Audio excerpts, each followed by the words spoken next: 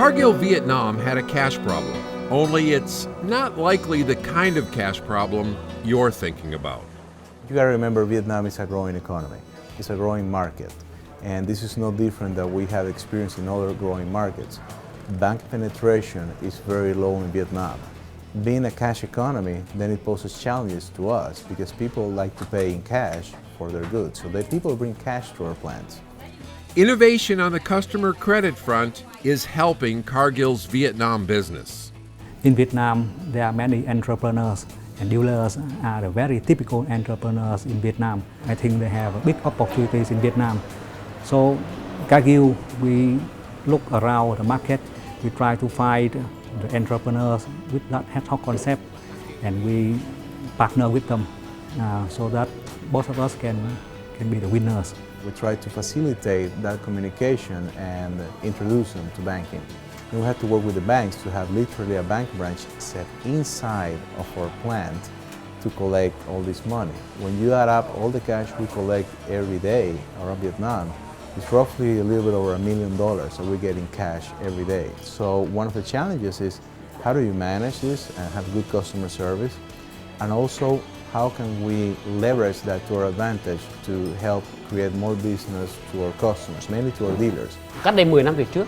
10 years ago, I invested in Cargill because I was facing difficulty, and they have been supporting me with every issue in regards to credit. Nowadays, I'm able to be self-supportive.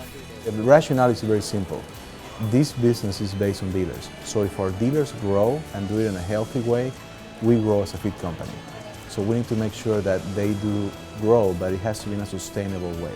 Creating solutions in a cash-only economy for its customers is just another on a long list of achievements and how Cargill Vietnam creates sustainable results. A trait and reputation of this business that has served it well in the past and continues to be present amongst integration here with Provimi. We are successful in Vietnam because we have a very good team with high capability and cooperation, and we have high engagement people with a winning spirit, and also we have very good loyal customer and strong distribution system. We have a very unique situation here in Vietnam. CPN is a very significant supplier to some of our biggest competitors in the compound feed space. So when the first work of integration began, there was this big concern. What will happen on the CPN customer base? Because all of a sudden their key supplier is not only premix, they also provide formulation services or ingredient analysis. Now it turns out it's part of their biggest competitor. How do we leverage the best of both businesses while still having a separate face and identity on the street, which took a lot of, and still takes a lot of delicate, thought-out process. I think one of the big things that we can really leverage on, which really hit target, is the services that some of the Provimi teams are already delivering to their customers. So it's not being product-oriented, it's not that we're only selling a product, which is our premix or our feed additives, but it is that we can provide our customers with a complete full package of services that helps our customers to actually get the maximum output out of those products that we sell. And what we have been doing in the last few months is to make an open cost calculation comparison about, okay, these are the raw material costs on our side, these are the production costs and transportation costs to get it everywhere distributed into Vietnam. So what is the total saving of can? That has been the basis for making the decision on, yes, we are going for insourcing or we are not going for insourcing, because of course there needs to be a benefit for the total can organization if we are going to do this. High-performance teams like Cargill Vietnam find ways not only to deal with challenges, but seek ways to turn them into opportunities. Nói về Provimi thì when Provimi and Cargill merged, the first advantage with Cargill discussing with Provimi was pork mix and how to reduce the labor forces at any Cargill factory. Secondly, the quality will be more consistent. This will ensure the best quality of the product. I strongly believe that in terms of technology, we can leverage the strengths of both sides. Yeah, Provimi is a leading company in terms of premix. Cargill is leading company in terms of complete feed, compound feed.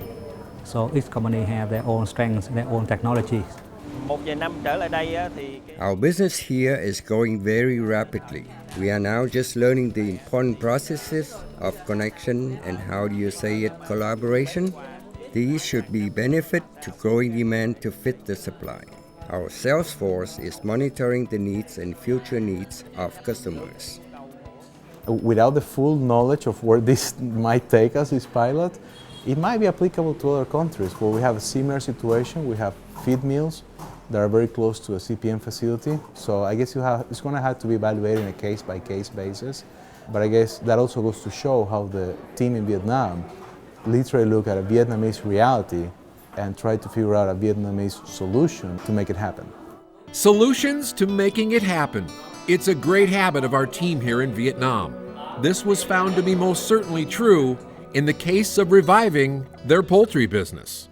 On poultry, it's a very interesting story. We had already big investments and big presence in aquaculture, but all of a sudden, chicken, one of those aha moments, saying, oh my God, there's a big profit pool in chickens, We know a thing or two about feeding chickens, but we haven't been very active in that space. So the team started looking closely at the chicken market and said, okay, what do we need to do in order to be competitive and profitable?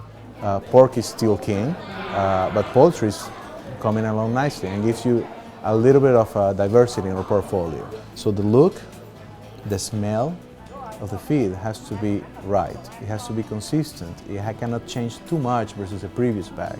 Okay, it has to smell fresh, good. It has to have very little or no fines, preferable. And farmer says, okay, this is good food for my animals. This is what I always get. We pay very close attention to that, and everybody works very diligently. When something comes out that is not up to customers' expectations, we all look at it long and hard and build it up, because one of the things we have gained is a reputation for having consistent quality products in Vietnam. That gives a lot of security to our dealers. So we need to sustain that. That's a key competitive advantage, so we cannot lose our focus from that. Cargill's future in Vietnam is now. CFN and CPN combined and working together is a formula for a most successful journey into tomorrow and beyond.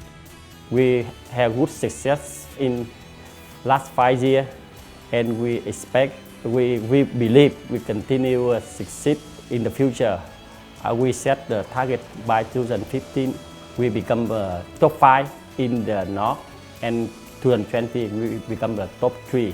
First, talking about capacity, roughly in the last 4 or 5 years, we have one new plant every year, and this one is not normal in our business.